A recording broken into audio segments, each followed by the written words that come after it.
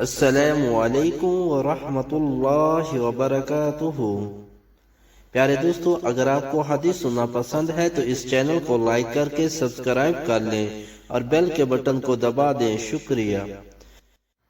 بسم اللہ الرحمن الرحیم۔